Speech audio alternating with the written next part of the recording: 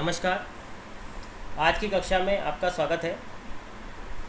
आज हम दक्षिणी अमेरिका के प्रमुख उद्योगों का अध्ययन करेंगे, जिनमें सबसे पहले हम दक्षिणी अमेरिका में लौह इस्पात उद्योग का अध्ययन करेंगे। सबसे पहले हम ये देखेंगे कि दक्षिणी अमेरिका में उद्योगों का विकास किस प्रकार हुआ है, इनके औद्योगिक प्रतिरूप के विकास का जो तरीका है वो किस प्रकार का, जो स्वरूप है वो किस प्रकार का रहा है।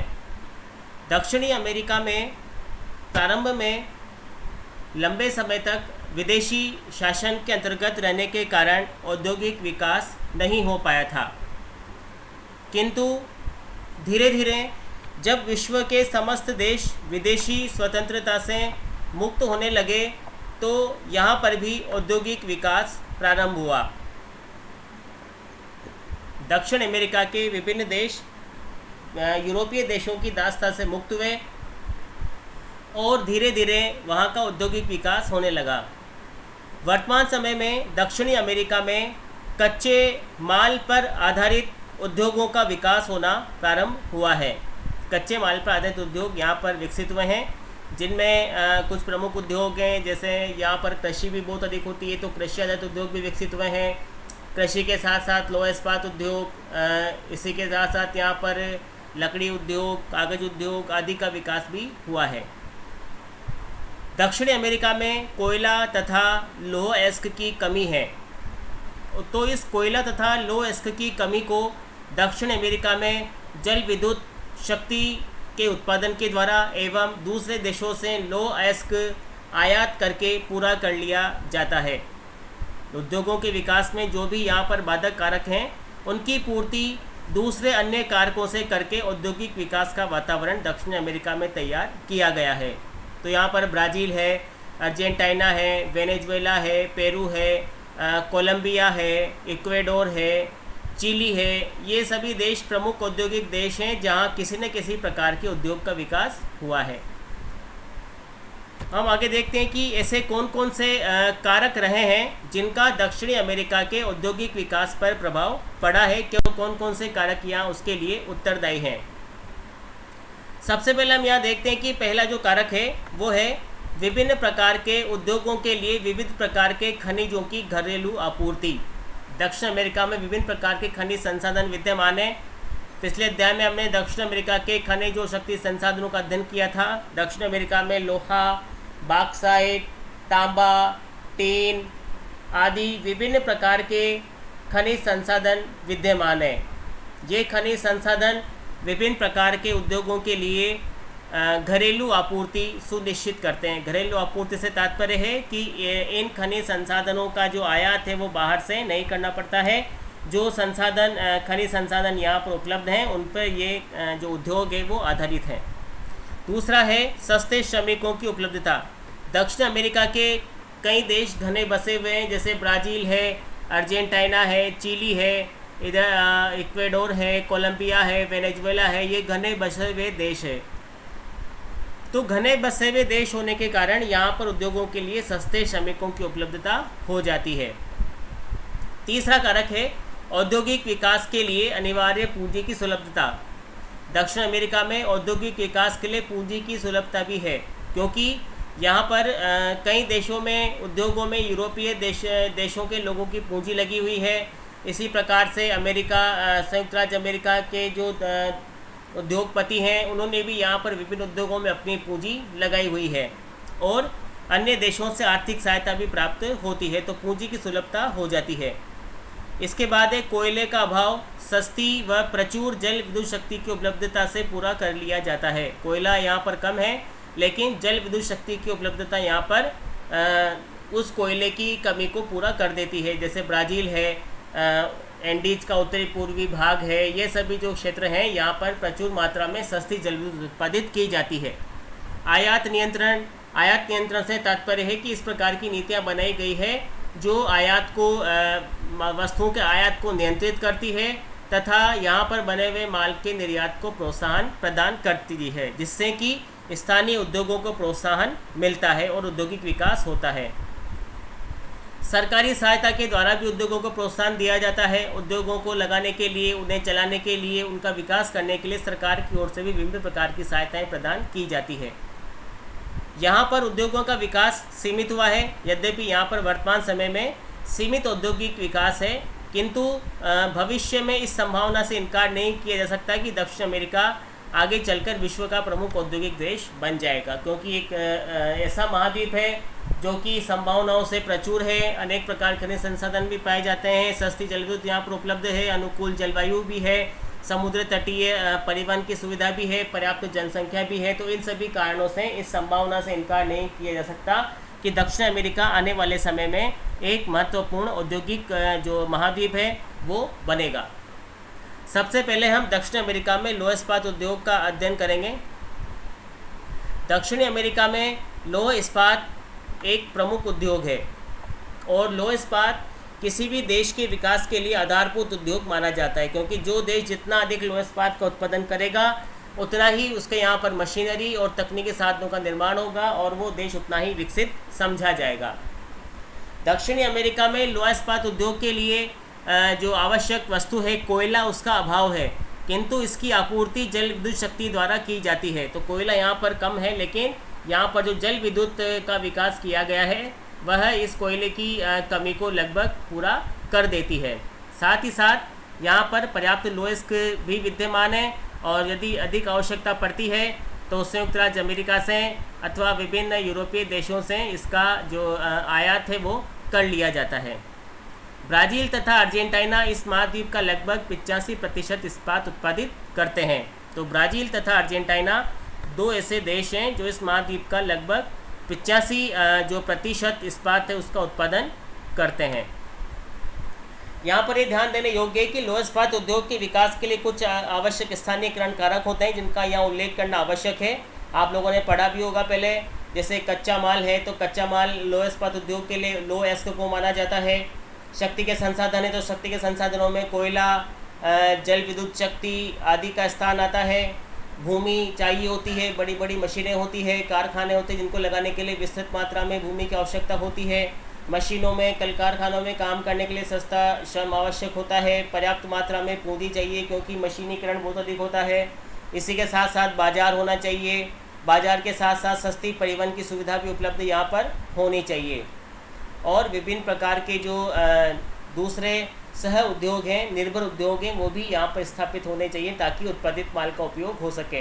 तो ये 7-8 कारक हैं जो लौह इस्पात उद्योग के स्थानीयकरण के लिए उत्तरदायी होते हैं। तो इन्हें भी आपको अपने उत्तर में लिखना है। तो सबसे पहले आप इन स्थानीयकरण कारकों को लिखेंगे कि कौन कौन से स्थानीयकरण कारक लौह इस्पात उद्योग के विकास के लिए आवश्यक हैं, जिनमें कच्चा माल, शक्ति के संसाधन, पर्याप्त पूंजी, भूमि, जल, सस्ते श्रमिकों के बाद तकनीकी, बाजार, सस्ते परिवहन के साधन, ये सभी प्रमुख आवश्यक कारक हैं जो लौह इस्पात उद्योग के स्थानीयकरण को प्रभावित करते हैं। ब्राज़ील तथा अर्जेंटीना दक्षिण अमेरिका के लगभग 85% इस्पात का उत्पादन करते हैं। ब्राज़ील सबसे बड़ा उत्पादक देश है। दक्षिण अमेरिका में ब्राज़ील लौह इस्पात उत्पादित करने वाला सबसे बड़ा देश है। यह दक्षिण अमेरिका का बृहत्तम इस्पात उत्पादक देश है। यहाँ पर लौह इस्क के भी पर्याप्त भंडार है। हमने हमारे पिछले अध्याय में पढ़ा था कि दक्षिण अमेरिका में कहाँ पर लौह इस्क उत्पादित किया जाता है, तो उसमें ब्राज़ील का प्रमुख स्थान था। यहाँ पर पाराइबा नदी के तट पर स्थित वोल्टा रेडांडा संयंत्र समस्त दक्षिणी अमेरिका का सबसे बड़ा लौह इस्पात उत्पादक कारखाना है। यह साओ पालो तथा रियो डी जेनेरो के मध्य परेबा घाटी में स्थित है। साओ पालो तथा रियो डी जेनेरो के मध्य परेबा घाटी में यह स्थित है, पाराइबा नदी के तट पर। इसके अलावा कोरम्बा, मिनास गेरास तथा साओ पालो में भी लौह इस्पात के उत्पादक कारखाने स्थापित किए गए हैं। तो यहाँ पर आप देख रहे हैं किस प्रकार से ब्राज़ील का प्रमुख स्थान है और यहाँ के जो सहायक कारक हैं वो विभिन्न हैं। जैसे यहाँ पर लौह इस्क पर्याप्त मात्रा में उपलब्ध है, यानी कच्चा माल यहाँ पर है। यहाँ पर जल विद्युत का उत्पादन किया जाता है, यानी शक्ति के संसाधन भी यहाँ पर उपलब्ध हैं। यहाँ पर घनी जनसंख्या है, यानी सस्ते श्रमिक भी उपलब्ध हो जाते हैं। ब्राज़ील दक्षिण अमेरिका के अधिक विकासशील अग्रणी विकासशील देशों में से गिना जाता है, यानी यहाँ पर तकनीकी और पूंजी की सुविधा भी है। ब्राज़ील एक तटीय देश है, तटीय देश होने के कारण यहाँ पर परिवहन की सुविधा भी आसानी से उपलब्ध हो जाती है। और ब्राज़ील चूँकि एक सबसे बड़ा देश है यहाँ का, तो यहाँ पर पर्याप्त भूमि भी उपलब्ध है लोहा इस्पात उद्योगों को स्थापित करने के लिए। तो इन सभी कारकों के कारण ब्राज़ील दक्षिण अमेरिका का बृहत्तम इस्पात उत्पादक देश है। तो आपको अपने उत्तर में ये भी लिखना है कि ब्राज़ील किन किन कारणों से दक्षिणी अमेरिका का बृहत्तम इस्पात उत्पादक देश बन गया है। और यहाँ पर पाराइबा नदी के तट पर स्थित वोल्टा रेडांडा संयंत्र समस्त दक्षिणी अमेरिका का सबसे बड़ा लौह इस्पात उत्पादक कारखाना है। वोल्टा रेडांडा पाराइबा नदी के तट पर स्थित है। यह साओ पालो तथा रियो डी जेनेरो के मध्य परेबा घाटी में है। इसके अलावा कोरम्बा, मिनास गेरास और साओ पालो में भी लौह इस्पात उत्पादक कारखाने स्थित हैं। तो ये ब्राज़ील के प्रमुख उत्पादक केंद्र हैं। ये देखिए ब्राज़ील की जो स्थिति है वो काफ़ी यहाँ पर उपयुक्त मानी जाती है। ब्राज़ील का जो पठारी क्षेत्र है, ये ब्राज़ील का पठारी क्षेत्र है। यहाँ पर पर्याप्त मात्रा में जल विद्युत उत्पादित की जाती है। अनेक प्रमुख बंदरगाह इसके तटीय भाग में स्थित हैं, जहाँ से लोह इस्पात को निर्यात कर दिया जाता है और साथ ही साथ कच्चे माल का आयात भी यहाँ पर संभव होता है। ब्राज़ील एक घनी जनसंख्या वाला देश है। घनी जनसंख्या वाला देश होने के कारण पर्याप्त मात्रा में सस्ते श्रमिक भी आसानी से यहाँ पर उपलब्ध हो जाते हैं। साथ ही साथ ब्राज़ील एक अग्रणी विकासशील देश है दक्षिण अमेरिका का। तो दक्षिण अमेरिका का अग्रणी विकासशील देश होने के कारण यहाँ पर पूंजी और तकनीकी की सुविधा भी पाई जाती है। साथ ही साथ सबसे बड़ा देश, सबसे अधिक क्षेत्रफल होने के कारण यहाँ पर पर्याप्त मात्रा में भूमि भी उपलब्ध है। तो इस कारण से ब्राज़ील में लोहा इस्पात उद्योग का सर्वाधिक विकास हुआ है। तो ब्राज़ील और अर्जेंटीना दो प्रमुख लोहा इस्पात उत्पादक देश हैं। अब हम देखते हैं, आते हैं अर्जेंटीना पर। अर्जेंटीना में लोहा इस्पात उद्योग के विकास के लिए पर्याप्त अनुकूल दशाएं नहीं हैं, फिर भी यहाँ पर लोहा इस्पात उद्योग का विकास हुआ है, जिसके कुछ कारण हैं। यहाँ पर कोयला और इस्पात का अभाव है। तो यहाँ का जो कोयला है उसकी जो आपूर्ति है यहाँ पर जल विद्युत शक्ति के द्वारा वो पूरी कर ली जाती है, क्योंकि यहाँ पर अनेक नदियाँ, उनके नदी बेसिन है, जिसमें पराना, पराग्वे, उरुग्वे तथा उनकी सहायक नदियों के बेसिन यहाँ पर स्थित हैं, जिन पर छोटे छोटे जलप्रपातों पर वहाँ पर विद्युत उत्पादक केंद्र लगाए गए हैं। तो उनसे कोयले की आपूर्ति, कोयले का जो क्षतिपूर्ति वो हो जाती है जल विद्युत शक्ति के द्वारा। और यहाँ पर लोह अयस्क का आयात कर लिया जाता है। तो लोह अयस्क के आयात के द्वारा यहाँ पर लोहा इस्पात उद्योग का जो विकास है वो किया गया है। तो पर्याप्त अनुकूल दशाएं नहीं होने के बाद भी यहाँ पर जो है लोहा इस्पात उद्योग का विकास हुआ है। यहाँ पर जल विद्युत शक्ति के विकास के उपरांत रोसेरियो नामक स्थान पर लोह इस्पात उद्योग लगाया गया था। इस कारखाने की स्थापना 1960 में पराना नदी के तट पर की गई थी। ब्यूनस आयर्स में भी लोह इस्पात के कारखाने हैं। तो यहाँ पर पराना नदी के तट पर एक लोह इस्पात कारखाना स्थापित है रोसेरियो नामक स्थान पर, और ब्यूनस आयर्स में भी लोह इस्पात उद्योग के कारखाने लगाए गए हैं। तो अर्जेंटीना में जल विद्युत शक्ति के आधार पर तथा आयातित लोह इस्क के आधार पर लोहा इस्पात उद्योग का विकास किया गया है। और चूँकि अर्जेंटीना कृषि की दृष्टि से धनी है, तो यहाँ पर पूंजी की सुलभता भी है और साथ ही साथ यहाँ पर जनसंख्या भी पाई जाती है, तो पर्याप्त मात्रा में सस्ते श्रमिक भी मिल जाते हैं। तो इन सब कारणों से कच्चा माल तथा शक्ति के संसाधन न होते हुए भी उनका आयात करके यहाँ पर लोहा इस्पात उद्योगों का विकास किया गया है। और यहाँ का जो कारखाना है वो रोसेरियो नामक स्थान पर पराना नदी के तट पर उसकी स्थापना 1960 में की गई है। ब्यूनस आयर्स में भी लोह इस्पात उत्पादक कारखाने स्थित हैं। तो अर्जेंटीना और ब्राज़ील प्रमुख उत्पादक देश हैं यहाँ पर। इसके अलावा चिली के हुआचिपाटो, कोलंबिया के पाज देल रियो के समीप लोह के कारखाने, लोह इस्पात के कारखाने लगाए गए हैं। इसके अलावा पेरू तथा वेनेजुएला में भी लोह इस्पात उद्योग का विकास किया गया है। तो ब्राज़ील, कोलंबिया, चिली, वेनेजुएला और अर्जेंटीना तथा पेरू में भी लोहा इस्पात उद्योग के कारखाने लगाए गए हैं।